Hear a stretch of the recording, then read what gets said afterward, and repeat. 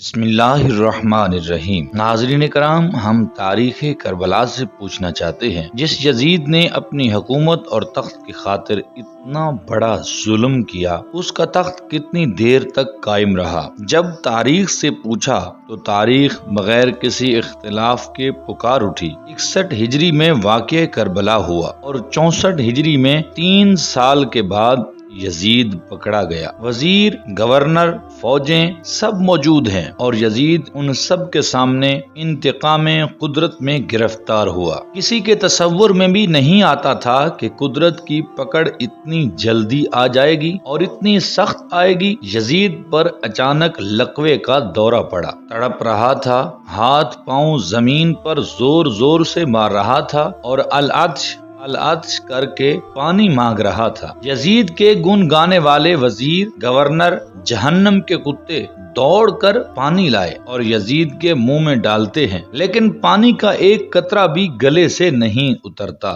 جس نے ساقی کوثر صلی اللہ علیہ وآلہ وسلم کے نواسوں پر پانی بند کیا تھا، اس کے گلے کے اندر پانی اتر کیسے سکتا ہے؟ میں نے تاریخ کربلا سے ایک یہ بھی نتیجہ اخذ کیا ہے کہ جنہوں نے اہل بیت کے شہزادوں کو پانی نہیں پینے دیا، وہ خود دنیا سے پیاسے گئے اور قیامت تک پیاسے تڑپتے رہیں گے، بلکہ ہمیشہ پیاسے رہیں گے۔ یزید، جس نے تخت اور حکومت کی خاطر اتنا بڑا ظلم کیا، وہ پیاسا تڑپ رہا ہے اور اپنے تمام درباریوں، وزیروں اور گورنروں کے سامنے ایڑیاں رگڑ رگڑ کر فنا فی النار ہو گیا۔ یزید کے بعد یزید کا بڑا بیٹا معاویہ ابن یزید، جو بیمار تھا، وزیروں اور گورنروں کی رائے سے اسے گھر ہی میں نامزد کر دیا گیا کہ تو اپنے باپ کا جانشین ہے، تو بادشاہ ہے۔ معاویہ ابن یزید کی بیماری دن بدن بڑھتی گئی، وہ تخت پر نہیں بیٹھ سکا۔ بعض روایات میں ہے 30 دن، بعض روایات میں 40 دن اور بعض روایات میں ہے کہ یزید کے مرنے کے بعد معاویہ ابن یزید 90 دن تک زندہ رہا، گھر سے باہر نہیں نکل سکا۔ 90 دن کے بعد نکلا ہے تو اس کا جنازہ ہی نکلا ہے۔ اس کے بعد یزید کے دوسرے